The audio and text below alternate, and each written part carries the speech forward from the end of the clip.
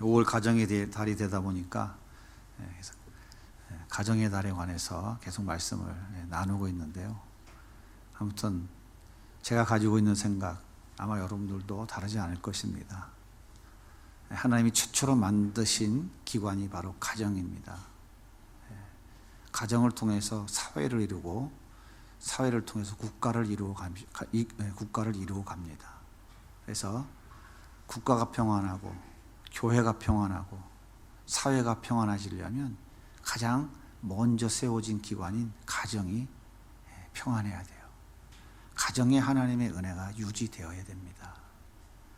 그렇게 되어질 때에 그 가정이 모인 교회 공동체가 건강하고 행복하고 평안해지는 것이죠.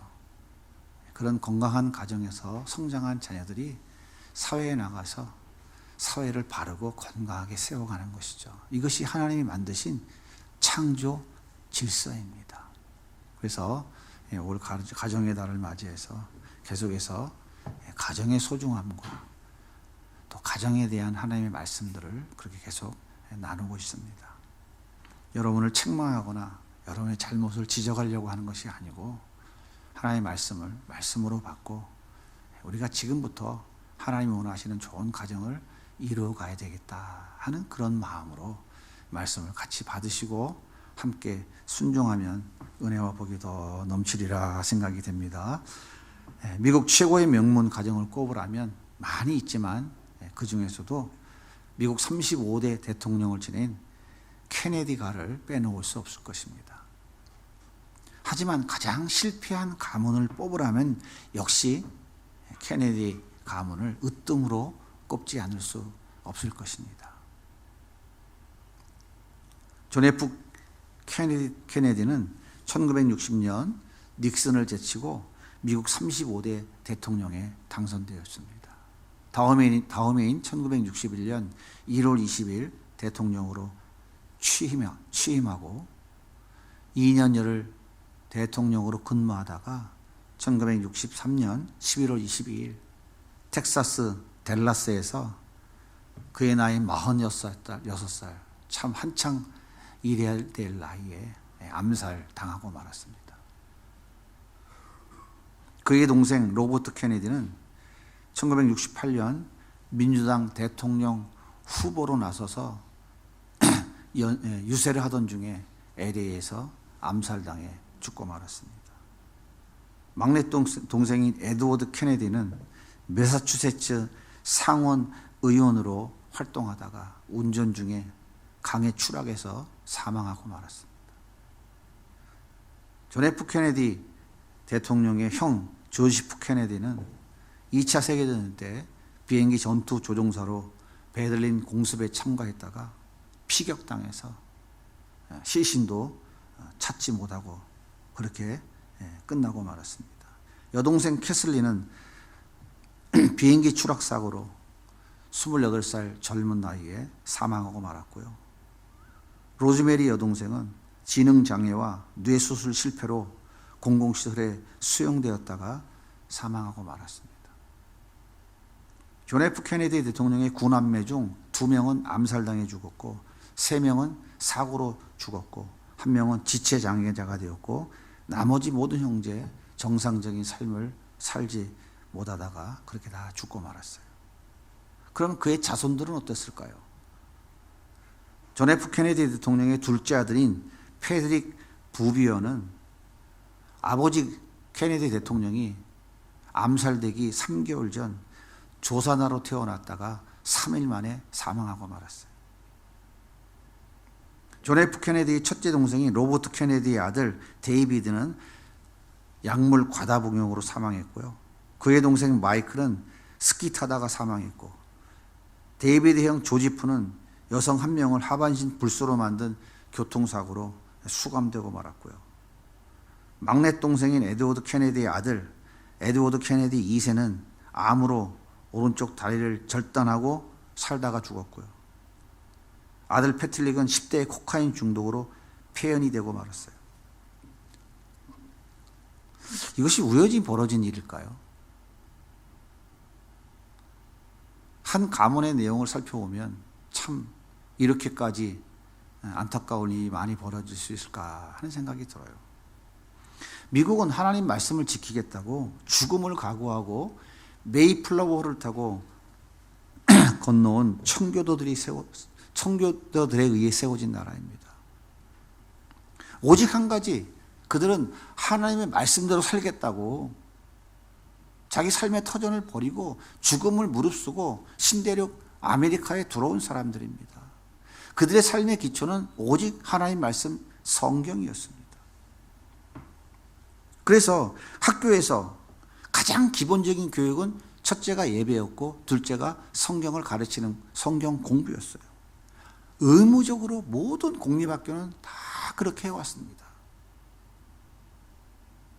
그런데 1962년 존 F 케네디가 대통령으로 근무하던 때에 대법원의 판결로 미국 전역의 모든 공립학교의 예배 시간과 성경 공부 시간은 폐지됐습니다. 한순간에 창조론이 진화론으로 대체되어 버렸고요. 하나님 중심의 문화가 뉴 에이지 문화로 다 바뀌어 버렸고 성경적 가치관과 세계관이 실용주의와 극단적 이기주의로 다 대체되어 버리고 말았어요. 신본주의 미국이 인본주의 미국으로 탈바꿈해 버리고 말았습니다. 미국의 교육이 그 근간이 뿌리채 흔들려 버린 것이죠.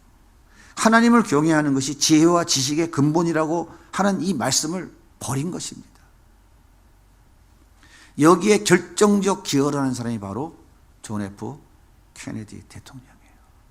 이때부터 미국은 좌파가 모든 교육을 휩쓸기 시작해서 오늘 이 지경까지 이르게 된 것입니다.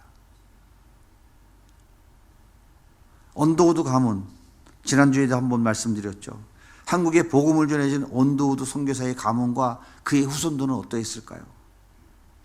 비록 대통령이라든지 화려한 그런 업적을 남기지는 못했지만 복음을 전하고 생명을 살리는 일은 그의 후손들이 지금도 이어서 하고 있다는 거예요. 언더우드는 연희전문학교, 세문안교회, 대한기독교사회, 기독신문을 창간했고요.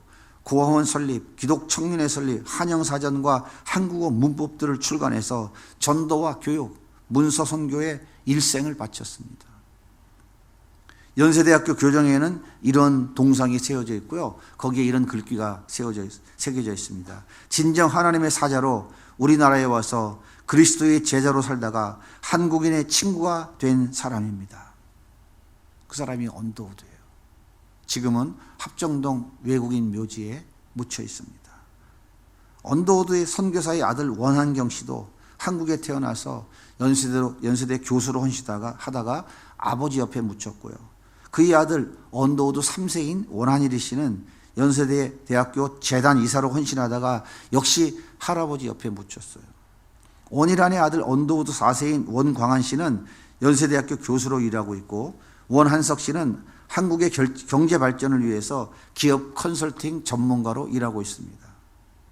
그리고 언더우드의 5세들 역시 한국에서 한국 사람보다 한국을 더 사랑하는 한국인으로 살아가고 있어요. 조촐한 가문이지만 하나님 보시기에는 신앙 명문 가정임에는 틀림없습니다. 케네디 가문과 언더우드 가문 모두 하나님의 은혜를 입은 가정이었어요. 하지만 하나님의 은혜를 계속 잘 유지한 가문과 그 은혜를 유지하지 못한 가문의 그 결과는 이렇게 엄청난 차이가 난다고 하는 사실을 우리는 역사 속에서 분명히 볼 수가 있습니다. 오늘 본문에 보면 노아의 가정이 잘 표현되어지고 있어요. 이 노아의 가정은 하나님께 받은 그 은혜를 어떻게 유지했을까요?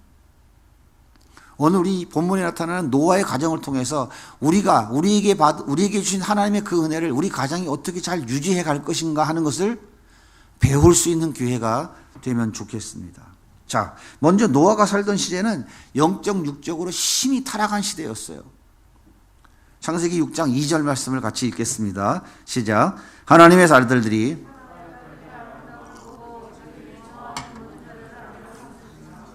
하나님의 아들들, 즉 성도들이 사람의 딸들, 즉 불신자들과 결혼하여 육적 음행을 일삼았다는 거예요. 노아 시대에는요, 육적으로 매우 음란하고 타락한 시대였습니다. 또 창세기 6장 11절과 12절에 보면 그때의 온 땅이 하나님 앞에 부패하여 포악함이 땅에 가득 한지라. 하나님이 보신즉 땅이 부패하였으므로 이는 땅에서 모든 혈육 있는 자의 행위가 부패함이었더라. 부패라는 말은 썩어서 쓸데없이 되다, 황폐하게 되다, 그런 뜻이죠. 그런데 여기서 이 말하고 있는 이 부패라는 단어는 물질적 부패가 아니에요. 신앙적 부패를 말할 때 사용하는 단어입니다. 그런데 오늘 말씀, 방금 읽은 11절과 12절 이 짧은 말씀을 보면 이 부패라는 단어가 3번이나 반복해서 나와요. 부패했다, 부패했다, 부패했다.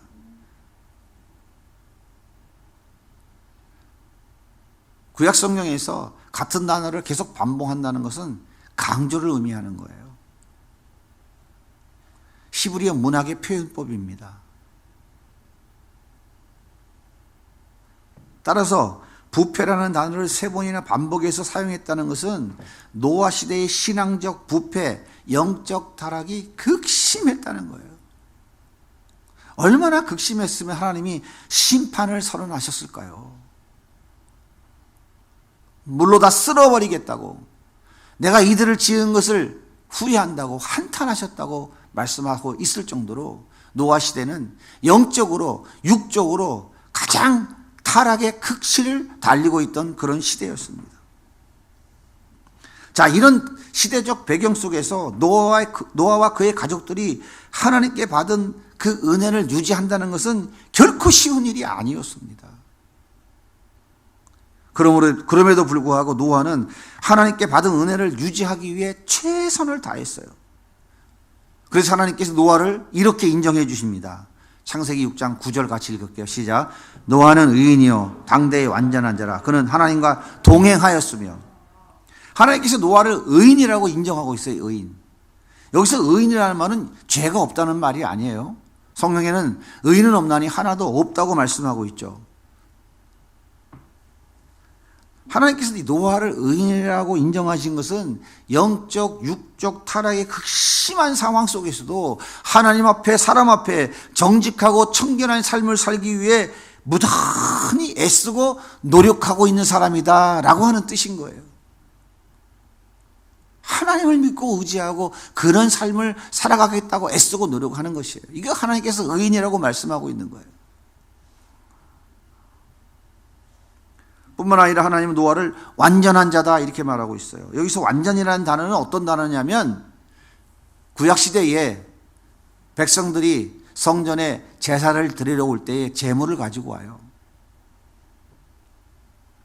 이때에 제사장이 이 제물이 하나님께 드리기에 보정함이 없는지 자세히 먼저 조사를 합니다. 그래서 흠이 없어, 됐어, 하나님께 드릴 수 있는 제물이야, 합격, 이렇게 하나님께 드리기에 부정함이 없는 완전한 예물이다 라고 판정할 때 사용했던 단어가 완전이라고 하는 단어예요. 노아는 극심하게 타락한 세상 속에서 자신의 삶을 거룩한 산 제물로 드리는 삶을 살아가기 위해 최선을 다해 노력하는 삶을 살고 있었다고 하는 것이에요. 세상이 타락하고 세상이 정말 영적 육적으로 말로 다 할 수 없는 혼탁한 시대에 있지만 그는 하나님의 백성으로서 거룩한 삶, 구별된 삶을 살기 위해서 최선을 다했다 하는 것이에요. 그래서 하나님께서 너는 완전한 자다, 합격, 하나님께 온전히 드릴 수 있는 자가 됐어 라고 인정해 주셨다, 그 말씀을 하는 거예요. 뿐만 아니라 하나님께서 노아를 나와 동행하는 자라고 말해요. 동행하는 자. 여기서 동행은 함께 살다 그런 뜻입니다. 창세기 5장 22절에 보면 에녹이 하나님과 동행했다라고 말해요. 300년 동안 동행했다고 말할 때 그때 그 동행과 같은 단어인 거예요. 에녹과 함께 사셨던 하나님이 노아와 함께 살고 계시다 그런 말이에요. 노아와 그의 가족들은 극심한 타락의 물결 속에 떠내려가지 않고 하나님과 날마다 함께 사는 삶, 동행하는 삶을 살아가고 있었다고 하나님이 인정해 주신 거예요. 이 정도면 하나님께 받은 은혜를 잘 유지해 가고 있는 가정이죠. 그렇다면 그들의 그 실제의 삶은 어떤 모습이었을까요? 의인이며 완전한 자이며 하나님과 동행하는 노아와 그의 가족들의 실제의 삶은 어떤 모습이었을까요? 창세기 6장 13절에 보면 하나님께서 노아에게 이렇게 말씀하십니다. 같이 한번 읽어볼게요. 하나님이 노아에게 이르시되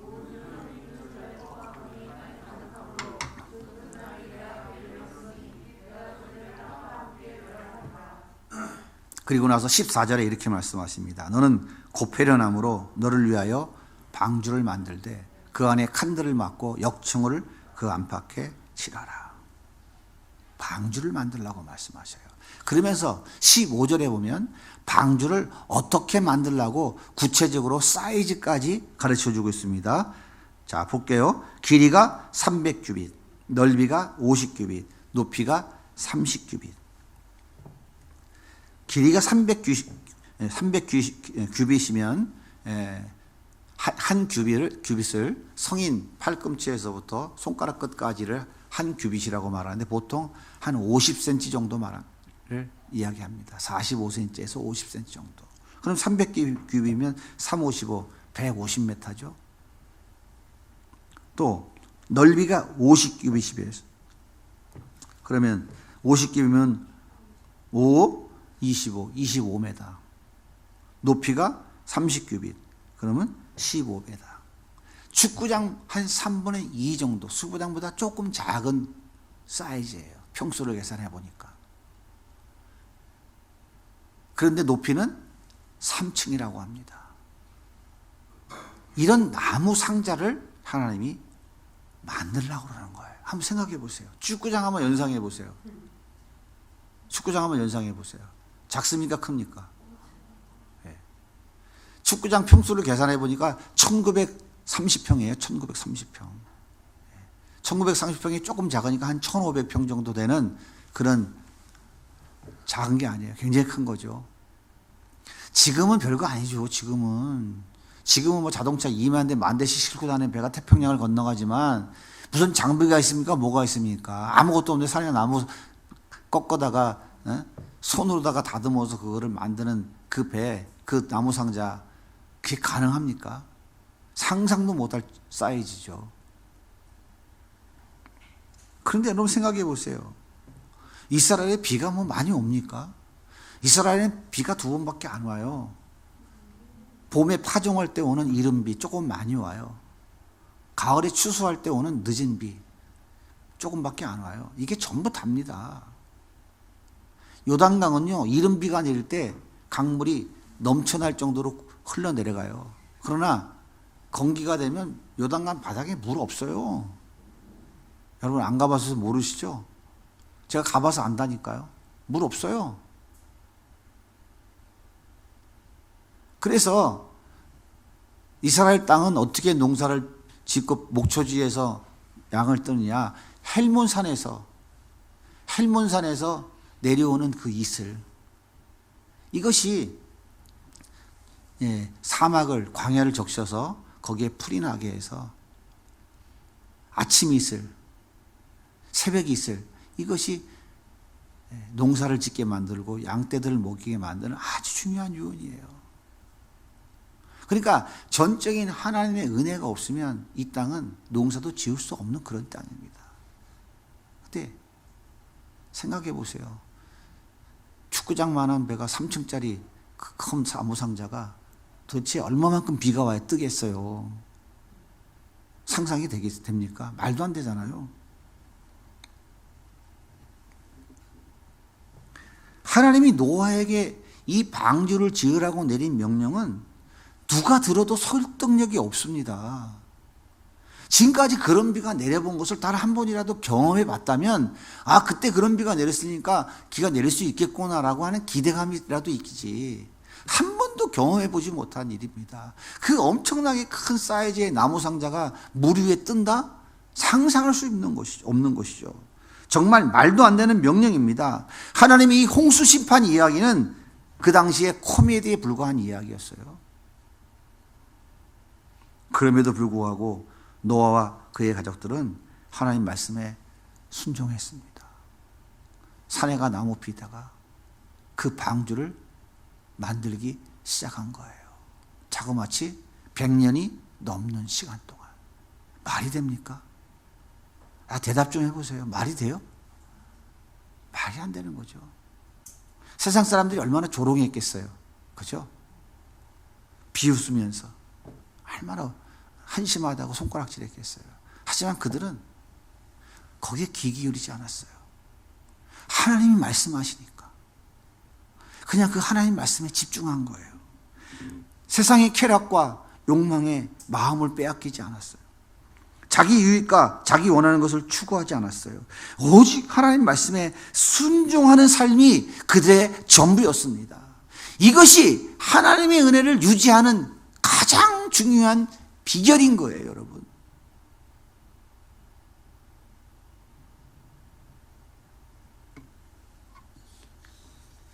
방주가 완성됐어요. 하나님께서 이제는 방주 안으로 들어가라고 말씀하십니다. 창세기 6장 18절에 보면 노아와 그의 가족들이 방주 안에 들어갔다고 말씀하고 있어요. 그리고 하나님께서 모든 생물을 암수 한 쌍씩, 그리고 먹을 양식도 방주 안에 넣으라고 말씀하셨습니다. 그리고 특별히 정결한 짐승은 7쌍씩, 부정한 짐승은 2쌍씩, 공중에서도 암수 7쌍씩 각각 방주에 실으라고 그렇게 말씀하셨어요. 하나님이 이렇게 말씀하시는 그 순간에도 여전히 강렬한 태양빛은 쏟아지고 있었어요. 하늘에는 조각구름 하나 없는 무지막지한 무더운 날씨가 계속되고 있었어요.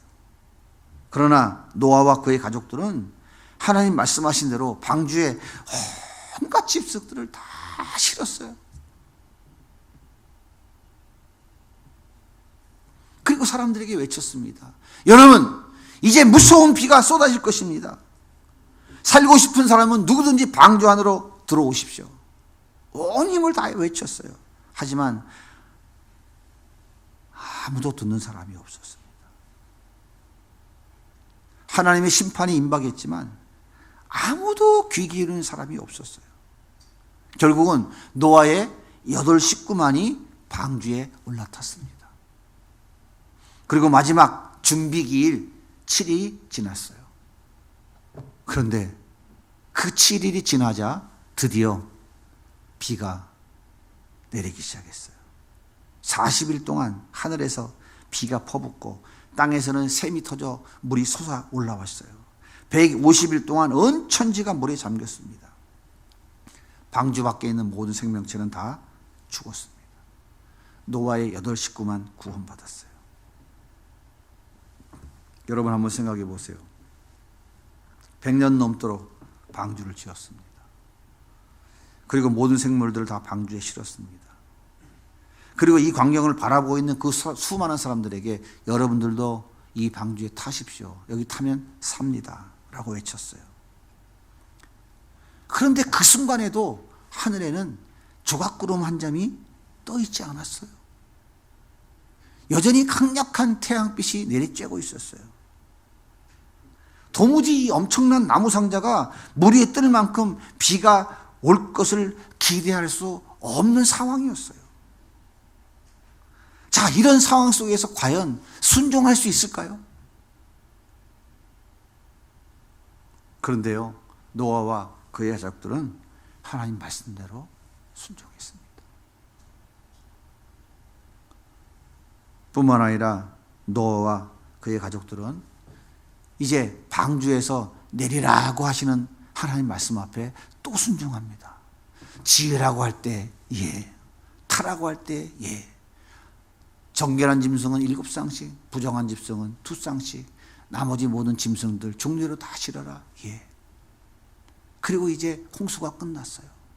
내리라 하니까 그때도 또 예 하고 내립니다. 방주가 아라랏산에 멈추었습니다. 물이 다 빠졌어요. 창세기 8장 15절 같이 읽습니다. 하나님이 노아에게 말씀하여 이르시되 너는 내 아내와 내 아들들과 내 며느리들과 함께 방주에서 나오고 너와 함께한 모든 혈육이 있는 생물 곧 새와 가축과 땅에 기는 모든 것을 다 이끌어내라. 노아는 예하고 또 순종합니다.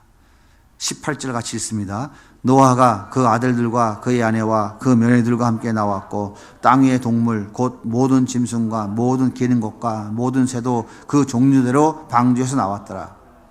노아와 그의 가족들은 말씀에 순종해서 방주에서 내렸습니다. 아무도 없어요. 하나님 물로 다 심판하고 아무도 없어요. 그곳에 그들은 8 식구가 내렸습니다.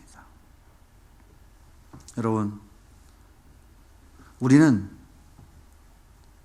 노아 시대보다 더 부패하고 더 타락한 시대에 살아가고 있지 않나요? 여러분 어떻게 생각하십니까? 저는 그렇게 생각해요.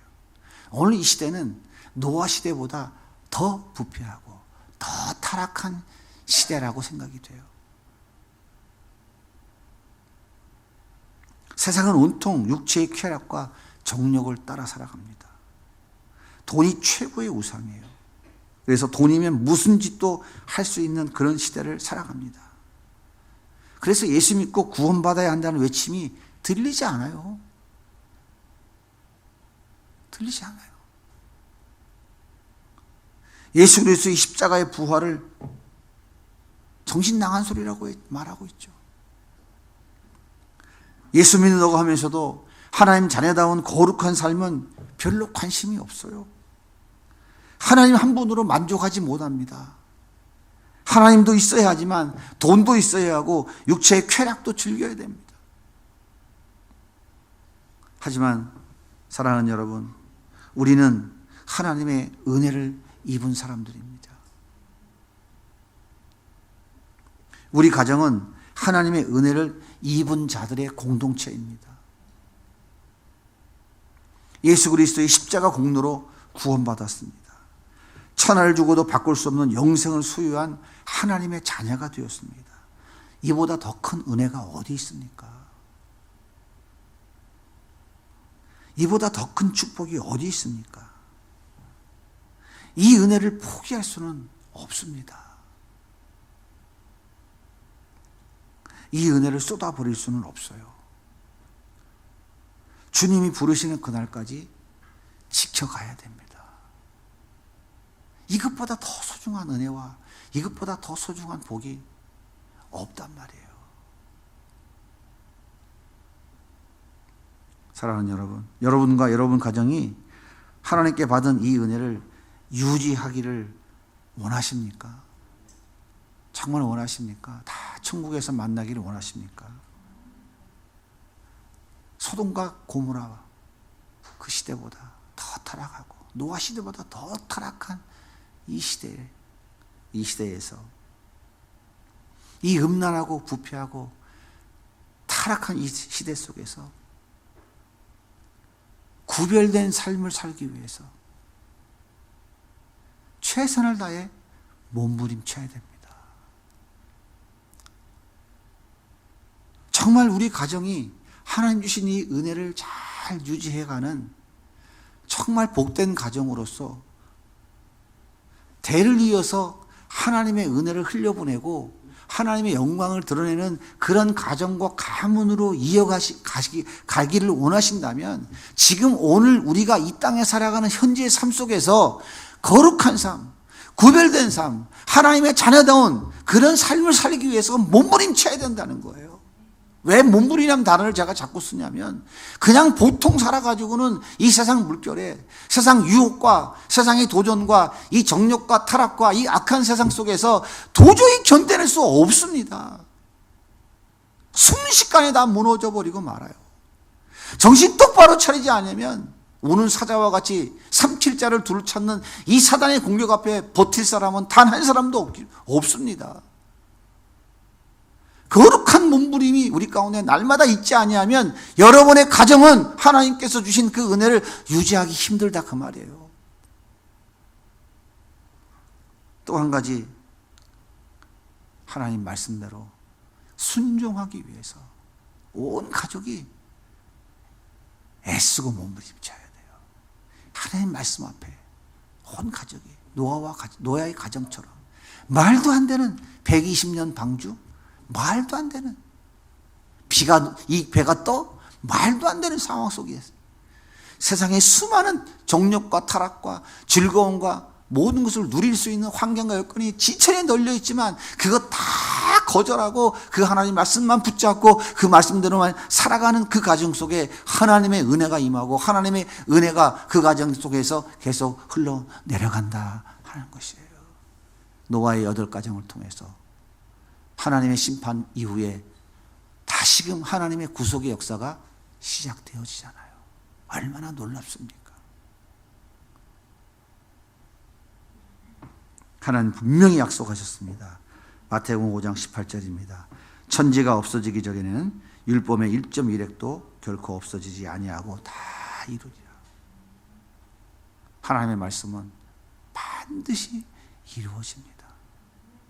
반드시 이루어집니다. 사무엘상 15장 22절입니다. 같이 읽습니다.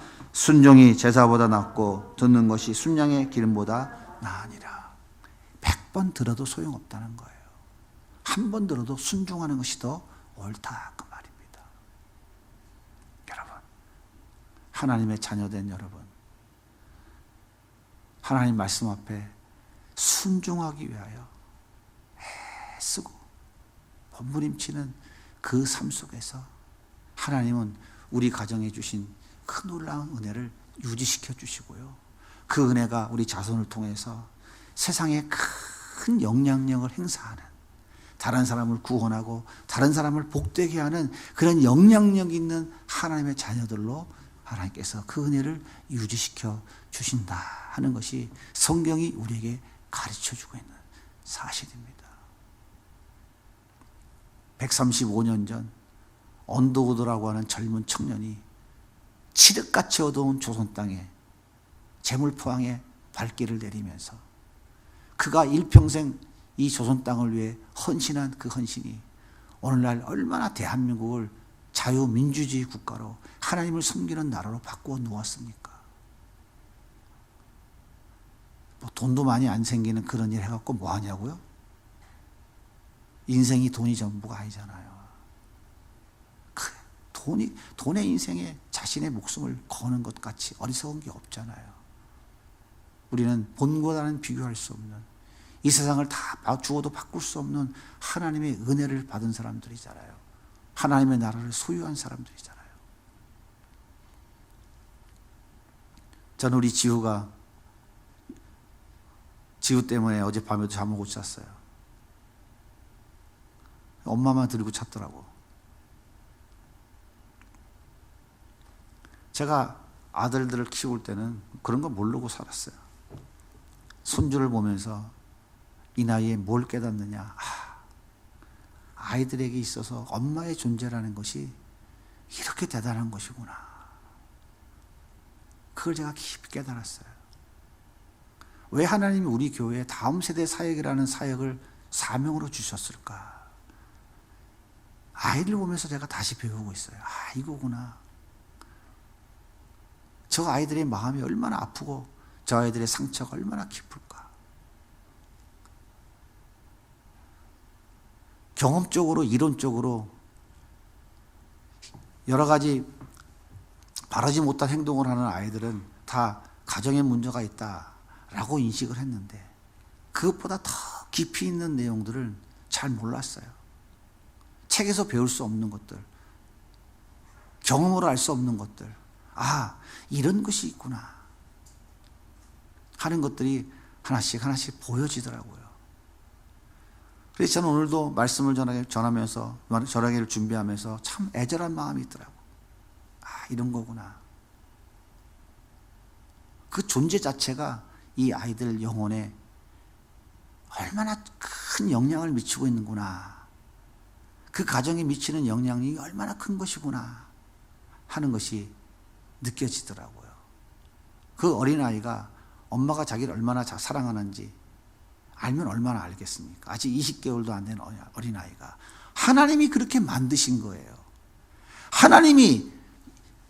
하나님의 대리인으로 만드신 거예요. 하나님의 대리 양육자로 세우신 거예요. 그렇기 때문에 본능적으로 영적으로 아이가 아는 거예요. 그거를. 저는 그게 깨달아지더라고요.